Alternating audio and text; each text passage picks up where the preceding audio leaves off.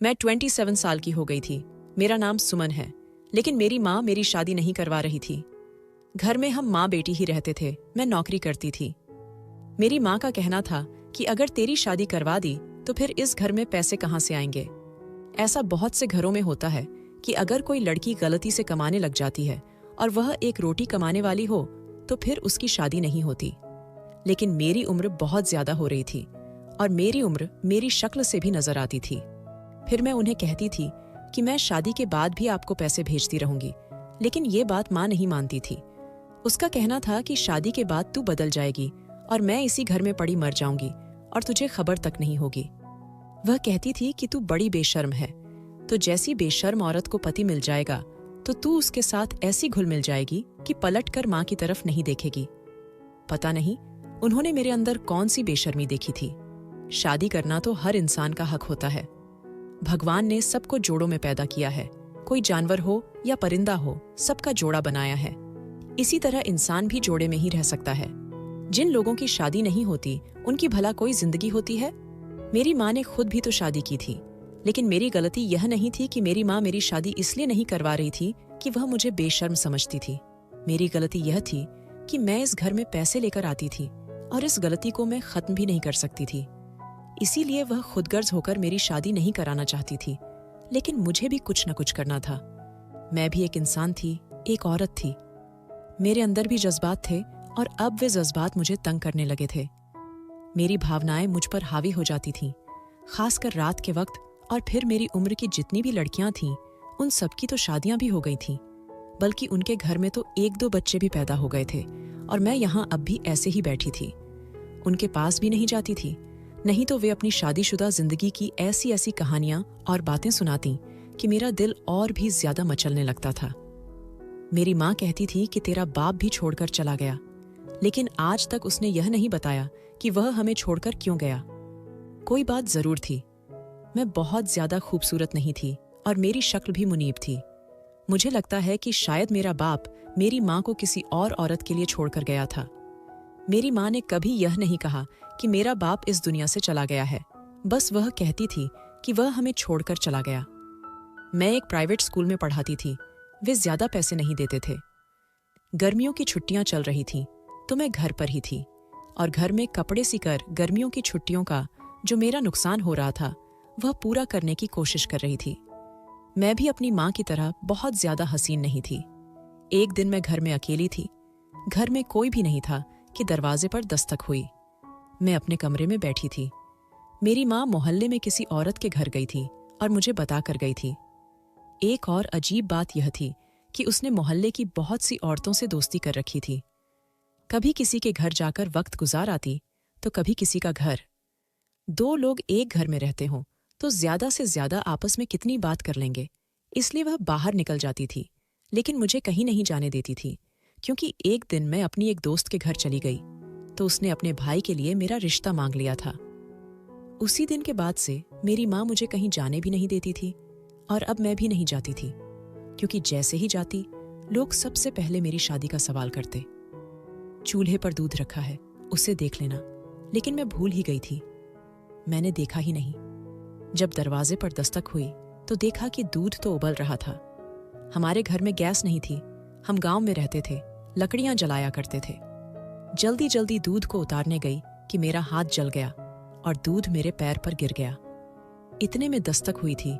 जिसने दस्तक दी थी वह मेरी चीख सुनकर अंदर ही भाग आया। मैं बुरी तरह चिल्लाई थी। शायद उसने भी सोचा होगा कि कोई मुसीबत में है, इसलिए वह सीधा अंदर ही चला आया और मेरी मदद करने के लिए मेरी तरफ बढ़ा। मुझे बहुत तकलीफ हो रही थी। मुझे उस वक्त किसी न किसी की मदद की जरूरत तो थी। मुझसे उठा भी नहीं जा रहा था। उसने मुझे उठाया और कमरे में लेकर आया।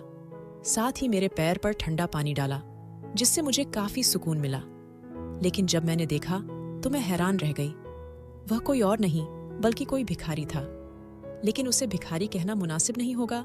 उसके नैन नक्श बहुत अच्छे थे। उसकी कद काठी भी बहुत ही अच्छी थी। बस थोड़ा काला और गंदा मैला लग रहा था, और कोई मसला नहीं था। सारे गरीब लोग बदसूरत तो नहीं होते, जिस तरह सारे अमीर लोग खूबसूरत नहीं होते। कुछ ऐसे भी होते हैं जो वैसे तो गरीब होते हैं, लेकिन इंसान उन्हें देखता है तो सोचता है कि अगर इनका मुंह हाथ धुलाया जाए, इन्हें अच्छे कपड़े पहनाए जाएं, तो ये किसी हीरो से कम नहीं लगेंगे। ये आदमी भी कुछ ऐसा ही लग रहा था। उसने भी मदद की। मैंने उससे अचानक अपना हाथ पीछे कर लिया। मैंने कहा, तुम्हारी हिम्मत कैसे हुई अंदर आने की? तुमने मुझे हाथ कैसे लगाया?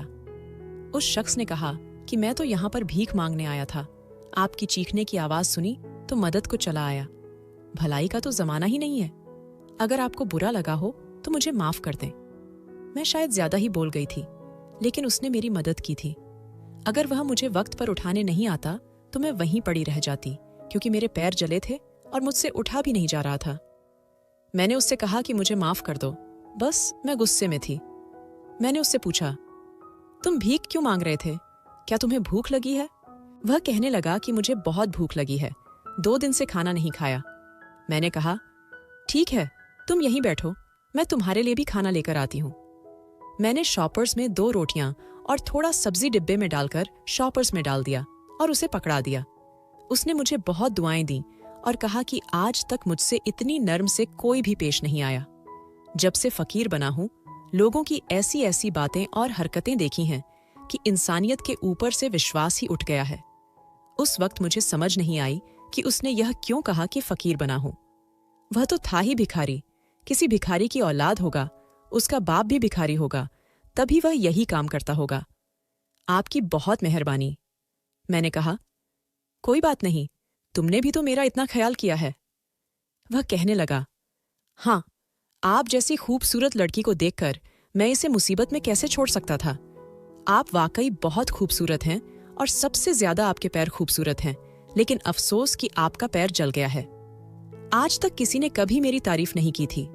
जब मैं जवानी की दहलीज पर थी तो कुछ लोग मेरी तरफ भी देख लेते थे, लेकिन यूं कोई किसी के पैरों की तारीफ नहीं करता, क्योंकि पैर हमारे शरीर का ऐसा हिस्सा होता है जो सबके सुंदर नहीं होते।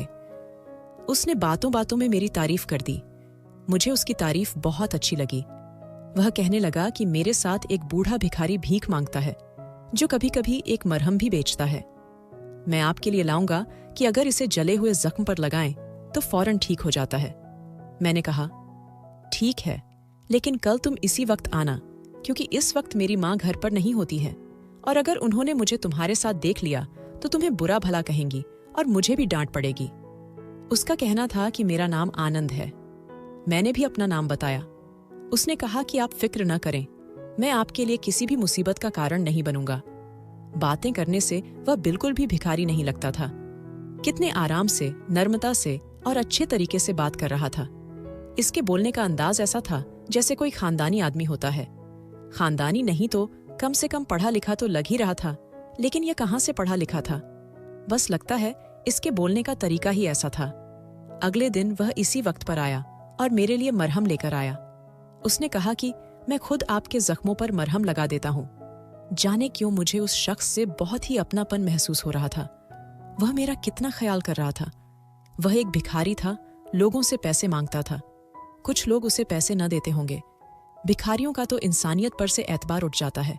उनको लोग कुत्तों की तरह इनकार करके चले जाते हैं, लेकिन यह शख्स मेरे लिए दोबारा आया और दवाई लेकर आया और अपने हाथों से मेरे कदमों पर यह दवाई लगा रहा था। शायद पहली बार किसी ने मेरा इस तरह से ख्याल रखा था। मुझे इस बात की कोई परवाह नहीं थी कि मेरी तरफ अगर कोई शख्स इंसानियत दिखा रहा है या मेरा ख्याल कर रहा है। वह कौन है? अगर मेरी किसी दोस्त को यह बात पता चल जाती और मैं उसे बताती तो कहती कि हाँ, और इस उम्र में तुम्हें बहका नहीं रही हूं, 28 साल की होने वाली है। तो लेकिन मेरे दिमाग में यह बात नहीं आ रही थी। थोड़ी बहुत बातचीत भी हो गई। मैंने आज भी उसे खाना खिलाया था, बल्कि मैंने उसे अपने हिस्से का खाना दे दिया था, लेकिन उसे यह बात नहीं बताई थी। अब वह रोज ही मेरे पास आने लगा। हम लोगों की दोस्ती हो गई और हमने उसे दोस्ती करने दी थी। क्या लड़का लड़की दोस्त नहीं हो सकते? मुझे नहीं लगता। तो उसके दिल में ऐसी कोई बात थी और न ही मेरे दिल में। उसने मेरी मदद की थी। इसी तरह हम रोज मिलने लगे। वह आ जाता, मैं उसके लिए पहले से ही खाना निकाल कर रख देती थी और उसे खाना खिलाती थी।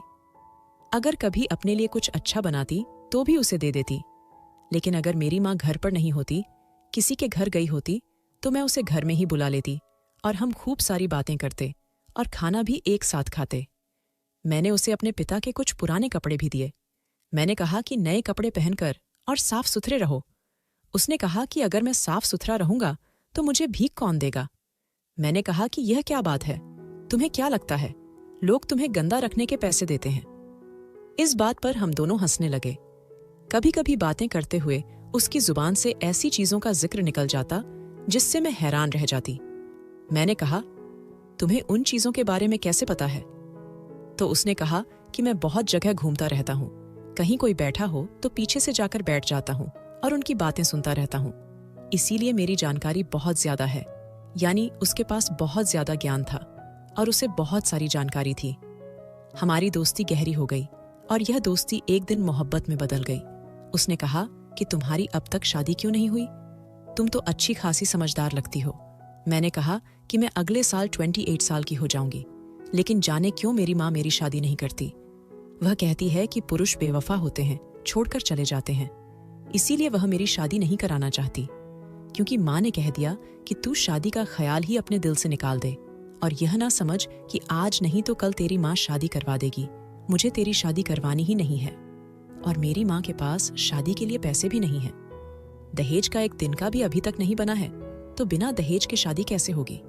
तुम ही सोचो, आजकल लोग इतने बुरे हैं कि बिना दहेज के लड़की नहीं लेते। तो उसने कहा कि कुछ लोग ऐसे हैं जिनको दहेज से मतलब नहीं होता है। मैंने कहा कि ऐसे लोग कहाँ मिलते हैं भला? कहने लगा कि एक ऐसा शख्स तुम्हारे सामने बैठा है। मैंने कहा, लेकिन तुम तो भिखारी हो, तुमसे शादी करने को मेरी माँ कभी नहीं मानेगी। उसका कहना था कि अगर मोहब्बत करती हो तो मुझसे शादी कर लो। मोहब्बत का इजहार तो हम लोग कर रहे थे, लेकिन इस तरह से नहीं कि जैसे यह कहा हो कि एक दूसरे के बिना नहीं रह सकते। बस उसने कहा था कि अच्छी लगती हो। मैंने कहा कि तुम भी अच्छे हो, लेकिन मैं भिखारी से शादी कैसे कर सकती थी? अगर मेरी माँ मान जाती, क्या तब भी यह कोई अच्छा फैसला होता? ऐसा कौन करता है भला? उसने कहा कि क्या सोचने लगी हो? मेरी बात मानो, मैं तुम्हें विश्वास दिलाता हूं कि तुम्हें पछताना नहीं पड़ेगा। मुझ पर भरोसा करो। ये कैसे कह सकता था कि तुम पछताओगी नहीं? जाहिर है मुझे पछताना ही पड़ता। वह भिखारी था, सारा जीवन मांगता रहा, वह अपना घर नहीं चला सकता था। मैंने उसकी बात का कोई जवाब नहीं दिया और वह भी वहां से चला गया। कहने लगा कि तुम्हारी खामोशी को इनकार समझकर यहां से जा रहा हूं, दोबारा कभी नहीं आऊंगा। लेकिन रात को उसके बारे में सोचती रही, उसे याद करती रही। अपनी माँ से पूछा कि तुम मेरी शादी क्यों नहीं करती? तो कहने लगी कि मैंने तेरी शादी नहीं करनी, तू आराम से घर में ही बैठ, अपनी नौकरी पर ध्यान दे। इतनी मेहनत करके खुद को जलील करके तुझे पढ़ाया लिखाया, इसलिए नहीं कि कोई और ले जाए। और वैसे भी मर्दों का क्या भरोसा है, ये किसी पर भी मेहरबान नहीं होते। मैंने अपनी माँ से कहा कि क्या दुनिया के सारे मर्द एक जैसे होते हैं? क्या तुम्हारा पिता भी ऐसा ही था? क्या तुम अपने पिता और भाई को भी ऐसा ही कहती हो कि वे बेवफा हैं और बिल्कुल भी अच्छे नहीं हैं? तो वह कहने लगी कि हाँ, सारे मर्द एक जैसे नहीं होते, लेकिन सबकी किस्मत अच्छी नहीं होती। और कहते हैं कि बेटियों की किस्मत उनकी माँ पर ही निर्भर होती है। तुम्हारी माँ भी तो बदकिस्मत थी ना, तुम भी ऐसी ही हो। इसीलिए तुम इस मामले में सोचना बंद कर दो और अपना मुंह बंद कर दो। तुम्हारी शादी कभी नहीं होगी। मैंने अपनी जिंदगी में तुम्हारी शादी नहीं करानी। अगर तुम्हें शादी करने का इतना ही शौक है तो दुआ करो माँ मर जाए। मैंने माँ से कहा कि कैसी बात करती हो, मैं ऐसा क्यों चाहूंगी? जब भी मैं अपनी माँ से इस तरह की बात करती तो वह मुझे ऐसे ही जवाब देती। मैं सोच रही थी कि मेरी माँ तो मेरी शादी नहीं कराएगी, मगर मैं यह भी नहीं चाहती थी कि मेरी माँ को कुछ हो जाए। तो फिर मैं नहीं चाहती थी कि मैं अपनी माँ के मरने के बाद शादी कर लूं। 2 दिन तक आनंद नहीं आया तो मैं बहुत परेशान रही। जाने क्यों मुझे उसकी सारी बातें याद आ रही थीं। वह जैसा भी था, कम से कम अपनी बात का पक्का तो था, मुझसे मोहब्बत करता था। सोचने लगी कि क्या कभी कोई मुझसे मोहब्बत करेगा? क्या कभी कोई अमीर इंसान जो अच्छी नौकरी करता हो और उसका बड़ा घर हो, क्या वह मुझसे मोहब्बत करेगा? भला इसी भिखारी के जरिए ही मुझे मोहब्बत मिलनी हो। मुझे तो मोहब्बत ही चाहिए थी ना। बहुत खुशकिस्मत होते हैं वे लोग जिन्हें मोहब्बत मिलती है, और जब मोहब्बत मिल जाती है तो फिर सब कुछ ठीक हो जाता है। मेरी जितनी भी सहेलियों की शादी हुई थी, उन्होंने भी सिर्फ दौलत ही देखी थी, लेकिन उनमें से कोई भी बहुत ज्यादा खुश नहीं थी। कोई कहती थी कि मुझे वक्त नहीं देता, कोई कहती थी कि मेरा एहसास नहीं करता, तो कोई कहती थी कि उसका किसी और के साथ चक्कर चल रहा है। क्या मुझे आनंद जैसी मोहब्बत करने वाला इंसान दोबारा मिल सकता था? यहां पर कोई ऑप्शन तो नहीं लग रहे थे। 2 दिन बाद मुझे आनंद दूर से नजर आया। वह मेरे घर नहीं आ रहा था, बल्कि सड़क पर कहीं अपने काम में व्यस्त था। मैं अपने घर से बाहर भागी और जाकर उसे रोका। वह मुझसे ऐसे पेश आया जैसे मुझे जानता ही ना हो। ऐसा लग रहा था कि वह नहीं, मैं भिखारी हूं और मोहब्बत की भीख मांगने के लिए खड़ी हूं, और वह मुझे कह रहा है कि चलो चलो निकलो यहां से, माफ करो, मेरे पास कुछ नहीं है। मैंने उससे कहा कि इस तरह क्यों कर रहे हो? तो कहने लगा कि आपको मुझसे दूर रहना चाहिए और आप एक पढ़ी लिखी लड़की हैं। आपका मुझसे वैसे भी कोई रिश्ता और मतलब नहीं हो सकता। मैंने कहा कि तुम तो गुस्सा ही हो गए हो, क्या तुम मुझे सोचने की मोहलत भी नहीं दे सकते थे? उसने मुझे हैरान होकर देखा। मैंने कहा कि मैं तुमसे शादी करने के लिए तैयार हूं, मैं तुम्हारे साथ शादी करूंगी, पर तुम्हें मुझसे वादा करना होगा कि तुम हमेशा मेरी मदद करोगे, मुझे बहुत खुश रखोगे, हमेशा मुझसे ही मोहब्बत करोगे, कभी बदलोगे नहीं। उसने कहा कि मैं कभी नहीं बदलूंगा, मैं आपसे वैसे ही मोहब्बत करूंगा, आप मुझे बहुत अच्छी लगती हैं। और मैंने अपनी मां से छुपकर इस भिखारी के साथ शादी कर ली।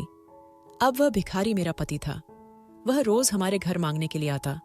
मैं चुपके चुपके से खाना और जो भी चीज खुद के लिए रखी थी उसे दे देती। कभी उसे कपड़े देती, कभी कोई और चीज। मैं उसे थोड़े बहुत पैसे भी दे देती थी। मैंने कहा था कि मैं पैसे कमाऊंगी, तुम पैसे मुझसे ले जाया करो और कोई कारोबार शुरू करेंगे, अपना घर बनाएंगे, सब कुछ करेंगे। लेकिन एक दूसरे के लिए तरसते भी रहते थे, क्योंकि हम एक दूसरे के पास बैठकर बातें नहीं कर सकते थे, एक घर में नहीं रह सकते थे। आखिरकार वह मेरा पति था। यूं एक दूसरे को दूर दूर से देखना और एक दूसरे के साथ रहना अजीब लगता है, वह भी तब जब शादी हो चुकी है। जब शादी हो जाती है तो फिर दिल में जज्बात बदल जाते हैं। मेरे साथ भी यही हो रहा था और उसके साथ भी हो रहा था। और एक दिन कुछ ऐसा हुआ कि मैं हैरान परेशान रह गई। एक दिन आनंद घर आया और उसने अपने थैले में से मुझे कुछ निकाल कर दिया, जिसे देखकर मेरे पैरों तले से जमीन खिसक गई। वह 1000 रुपए थे। मैंने उससे कहा कि यह पैसे तुम कहाँ से लाए? और वह कहने लगा कि आपको मुझे पैसे देने की जरूरत नहीं है, बल्कि मैं तुम्हें पैसे दिया करूंगा। अभी मुझसे मत पूछो कहाँ से लाए हैं, लेकिन मैं रोज इसी तरह पैसे लाया करूंगा। तुम इन पैसों को संभाल कर रखना और अपना दहेज बनाना, क्योंकि वह दहेज कल को हमारे ही काम आएगा। जो भी चीज तुमने बनानी हो तुम बनाओ, फ्रिज, टीवी, बेड, फर्नीचर का सामान, सब कुछ बनाकर पहले से ही रखो, और अगर पैसे बच जाएं तो उन्हें अपने पास सुरक्षित रखना। मैंने उसे कहा कि तुम कोई गलत काम तो नहीं कर रहे? तो कहने लगा कि मैं भिखारी हूं, इससे बुरा और क्या काम होगा? चिंता मत करो, कोई गलत काम नहीं कर रहा। वह मेरे लिए रोज ढेर सारे पैसे लाया करता था और मुझसे बहुत मोहब्बत करता था। एक दिन माँ ने उसे देख लिया और कहा कि तुम्हें और कोई काम नहीं है, रोज इसी घर में भीख मांगने आ जाते हो। तुम्हें क्या किसी ने यह कहा है कि हम बहुत अमीर हैं? हमारे पास खुद कुछ नहीं है, जाओ, माफ करो। उन दिनों मेरी मौसी भी हमारे घर रह रही थी और मैं उन लोगों के सामने कुछ नहीं बोल सकती थी। आनंद भी वहां से चुपचाप चला गया, लेकिन मुझे बहुत बुरा लगा। मैं उन लोगों को कैसे बताती कि जिसे वे फकीर समझ रहे हैं वह मेरा पति है, इस घर का जमाई है। मेरा पति वहां से गया था कि मेरी मौसी ने एक ऐसी बात कर दी जिसे सुनकर मेरे पैरों तले से जमीन निकल गई।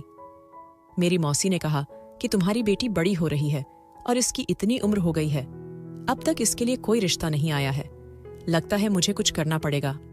माँ ने कहा कि तुम क्या करोगी, जरा बताओ तो, तुम्हारे दिल में क्या चल रहा है? दोनों बहनें हंसी मजाक में बातें कर रही थीं जब मेरी मौसी ने कह दिया, इसकी शादी मेरे बड़े देवर से करवा दो। मेरी माँ के हाथ से सब्जी वाली टोकरी गिर गई। माँ ने कहा, तुम्हें शर्म नहीं आती, जवान भांजी के लिए अपने बेटे का रिश्ता भेजते हुए? वह बेटा जिसने खुद अपनी पहली पत्नी को तलाक दे दिया है और अब तक उसके बच्चों का खर्च दे रहा है। तो कहने लगी, क्या हो गया है, तुम्हारी बेटी में क्या खास है? शक्ल सूरत तो कोई अच्छी है नहीं, खाली बीए की डिग्री है, तो उससे क्या हो जाएगा? कितना कमाती है? महीने का 10 से 15 हजार। इतना अच्छा रिश्ता बता रही हूं तुम्हें। और पहली तो उसकी पत्नी बदतमीज थी, इस कदर की तमीज के उसने तलाक ना दिया तो और क्या करता। लेकिन यह तो मेरे घर की बच्ची है, समझ लो कि एक घर से निकलेगी दूसरे घर में चली जाएगी। ससुराल वाला तो कोई मसला ही नहीं है, वह भी तो उसका अपना घर है। मेरे पैर पहले से ही इस घर में जमे हुए हैं, या मेरी देवरानी बनेगी तो मैं इसका बहुत ख्याल रखूंगी। मेरी माँ वैसे तो अचानक से बहुत हैरान हो गई थी और बहुत गुस्से में भी आ गई थी। लेकिन फिर मेरी मौसी ने ऐसी बात कर दी कि मेरी माँ भी सोच में पड़ गई। मेरी मौसी ने कहा, छोड़ इस घर को, तुम किराए के घर में हो, 2 लोगों के लिए तुम किराया देती हो, तुम भी मेरे साथ चलो, मेरा भी तो पति इस दुनिया में नहीं है, दोनों मिलकर बैठेंगे, बहनें बातें करेंगी, क्या मसला है इसमें, अपनी बेटी से दूर भी नहीं रहना पड़ेगा, तुम्हारी आंखों के सामने ही रहेगी, मेरे घर में छत पर एक कमरा खाली है, तुम्हारे रहने का इंतजाम कर दूंगी। और दहेज की क्या जरूरत है, इस घर में जो भी सामान है वह सारा सामान उठाकर इधर आ जाओ। मेरी मौसी तो जैसे कोई जादूगरनी थी, उसने मेरी माँ की दुखती रग पर हाथ रख दिया कि मेरी माँ को भी अकेला नहीं रहना पड़े और उन्हें दहेज भी नहीं बनाना पड़े और शादी भी आराम से हो जाएगी। मेरी माँ सोच में पड़ गई थी और मुस्कुराई भी थी। मौसी समझ गई थी कि तीर निशाने पर लगा है और अब उनका निशाना कभी चूकता नहीं है। वह अपने नाकारा और बददिमाग देवर के लिए मेरा रिश्ता लेना चाहती थी और यह होने वाला था। लेकिन मैं लोगों को क्या बताती कि मैं तो पहले ही शादी कर चुकी थी और शादी पर शादी नहीं हो सकती है। मेरी मौसी घर से चली गई तो मैंने अपनी माँ से कहा कि मुझे शादी नहीं करनी। अच्छा, पहले पहले तो शादी के लिए शोर डालकर बैठी थी, मेरी शादी करवा दो। अब जब इतना अच्छा रिश्ता मिल गया है जिसमें सब कुछ हमारी पसंद से है, दहेज भी नहीं देना पड़ेगा, तो फिर तुम कह रही हो कि मैं शादी नहीं करनी। मैं कहती हूं कि मैंने बिल्कुल शादी नहीं करनी, मैं नहीं करूंगी शादी। आप मुझे जान से मार दें लेकिन मैं शादी नहीं कर सकती। माँ ने मुझे हैरान होकर देखा और मेरे अल्फाज पर गौर करने लगी। कहने लगी कि तुमने यह क्यों कहा कि मैं शादी नहीं कर सकती? नहीं कर सकती से तुम्हारा क्या मतलब है? मैंने कहा कि मैंने कुछ भी बोल दिया होगा, बस मुझे शादी नहीं करनी। मैं आनंद को यह बात बताना चाहती थी, यह बताना चाहती थी कि जो भी करना है जल्दी करो, किसी दिन साफ सुथरा होकर हमारे घर आओ और मैं अपनी माँ से झूठ बोल दूंगी कि वह हकीकत में फकीर नहीं है, कुछ भी कर लूंगी, लेकिन वह मेरे घर आए और आकर मेरा रिश्ता मांगे।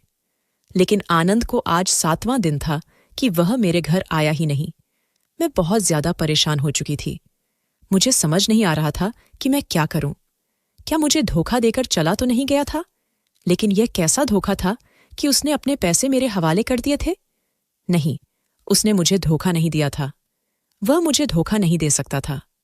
जरूर उसके साथ कुछ हो गया था या वह फंस गया था। मेरा दिल में बुरे ख्यालात आ रहे थे। कुछ समझ नहीं आ रहा था कि क्या करूं। एक दिन मैं घर में अकेली थी। मेरी माँ भी घर नहीं थी कि आनंद आ गया। मैंने उसे देखते ही फूट फूट कर रोना शुरू कर दिया। मैंने कहा कि 7 दिन से मेरी जान निकल गई थी, तुम पता नहीं कहाँ रह गए थे, क्या हो गया तुम्हें? वह कहने लगा कि मैं बिल्कुल ठीक हूं, बस एक मुसीबत में फंस गया था, तुम्हें बाद में आराम से बताऊंगा। आनंद को देखते ही मैंने उसका हाथ पकड़कर घर के अंदर खींच लिया, क्योंकि मेरी माँ घर पर नहीं थी। मैंने कहा कि मुझे तुमसे बहुत जरूरी बात करनी है, लेकिन वह मेरी जरूरी बात को बिल्कुल भी नहीं समझ रहा था और कहने लगा कि हाँ, मुझे भी तुम्हें कुछ दिखाना है। उसने थैले में हाथ डाला। वह जरूर वहां से पैसे निकालने लगा था, लेकिन मुझे आज पैसों से ज्यादा जरूरी बात करनी थी। मैंने कहा कि पहले मेरी बात सुनो, मुझे पैसे नहीं चाहिए। ये पैसे तो अपने पास ही रखो, लेकिन कुछ बहुत बुरा हो गया है और अब हमें ये सब बाकी सबको बताना होगा। लेकिन वह मेरी बात नहीं सुनता था। फिर उसने एक ऐसी चीज निकाली जिसे देखकर मेरे पैरों तले से जमीन निकल गई और मैंने उससे एक ही लफ्ज कहा कि तुम मुझे तलाक दे दो। उसने थैले में से एक तस्वीर निकाली थी और कहा था कि यह मेरे पिता की है, क्योंकि वह तस्वीर और किसी की नहीं बल्कि मेरे अपने ही पिता की थी। इसका मतलब था कि वह मेरा भाई था और मैं उससे शादी कर बैठी थी। मुझसे बहुत बड़ा पाप हो गया था और इसका एक ही हल था कि मुझे तलाक दे दिया जाए। जब मैंने तलाक की बात की तो वह हैरान और परेशान रह गया और कहने लगा कि तुम ऐसा क्यों कह रही हो? फिर मैंने चिल्लाकर कहा कि यह मेरा पिता है, मैं उसकी बेटी हूं। आनंद ने यह तक कह दिया कि नहीं, यह मेरा पिता है। मैंने कहा कि यह मेरे पिता हैं और मैं उसी की संतान हूं। मुझे कुछ समझ नहीं आ रहा था, मेरे कानों से धुआं निकल रहा था। दिल की धड़कन कानों में सुनाई दे रही थी। शरीर कांप रहा था। आनंद की हालत भी ऐसी हो गई थी कि हम एक दूसरे के भाई बहन थे। मैं बुरी तरह रो रही थी। मुझे कुछ समझ नहीं आ रहा था। आनंद ने कहा कि मेरे साथ चलो, मुझे मेरे पिता के पास ले गया। जब मैंने अपने पिता को देखा तो फिर फूट फूट कर रोने लगी और उनसे गले लगने चाहा, लेकिन मेरे पिता ने मुझे हाथ के इशारे से रोक दिया और कहा कि इस लड़की को यहां से तुरंत ले जाओ। आनंद फकीर नहीं था, बल्कि वह फकीर बनने का नाटक कर रहा था। वह एक प्राइवेट जासूस था और एक बहुत अच्छे घर में रहता था। जब आपको देखकर मैं भावुक हुई, मैंने कहा कि मैं आपकी बेटी हूं। तुम और मेरी बेटी, ये तुम्हें किसने कहा? ये मेरी बेटी बिल्कुल भी नहीं है। मैंने कहा कि मैं आपकी बेटी हूं। आपने मुझे और अपनी पत्नी को छोड़ दिया था और यहां बड़े घर में रहते हैं, और हम एक गंदे से घर में मुश्किल से अपनी 2 वक्त की रोटी पूरी कर रहे हैं। आपको हमारा कोई एहसास नहीं है। फिर मेरे पिता ने मुझे एक ऐसी बात बताई कि मेरे पैरों तले से जमीन निकल गई और मेरे सिर से आसमान भी उड़ गया।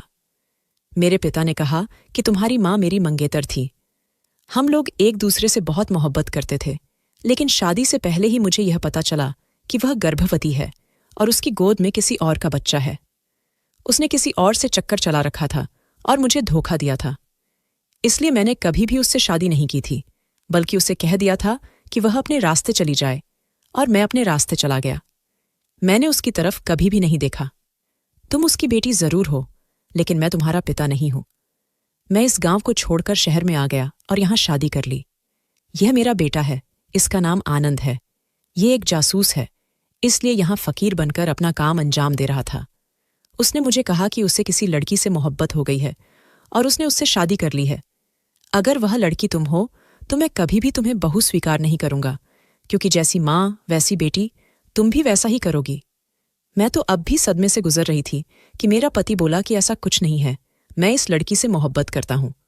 मेरे पिता ने कहा कि जो लड़की एक फकीर से शादी कर सकती है और क्या नहीं कर सकती, घर आए फकीर से उसने शादी कर ली तो कल को क्या करेगी। मेरे पति ने कहा कि आप इस मामले को दूसरी तरफ से देख रहे हैं। मैं दूसरी तरफ से कह रहा हूं कि इस लड़की ने एक फकीर से शादी की है। इसका मतलब है कि उसे दौलत और शोहरत से कोई मसला नहीं है। उसे मोहब्बत थी मुझसे। अगर आप इसे बहू स्वीकार नहीं करेंगे तो मैं घर छोड़कर चला जाऊंगा। बाप बेटे में लड़ाई शुरू हो गई, जबकि मैं अपने ही दुख में बैठी थी। वापस घर आई। मुझे आनंद ने कहा था कि मैं रिश्ता लेकर आऊंगा और हम तुम्हें तरीके से विदा करके ले जाएंगे। मैंने अपनी माँ को सब कुछ बता दिया तो मेरी माँ ने मेरे मुंह पर थप्पड़ मारा और कहा कि तुझे शर्म नहीं आती? तूने मेरी पीठ के पीछे यह सब किया था। मैंने अपनी माँ को हकीकत बताई कि आपने भी तो यही वजह की थी। मेरी माँ ने सिर झुका लिया। तू सारी जिंदगी मुझसे झूठ बोलती रही कि तेरा बाप हमें छोड़कर चला गया। अब तू मुझे यह बता दे कि मेरा असली बाप कौन है। मेरी माँ ने कहा कि वह इस दुनिया में नहीं है। मैंने कहा कि मैंने तेरी तरह कोई गलत काम नहीं किया।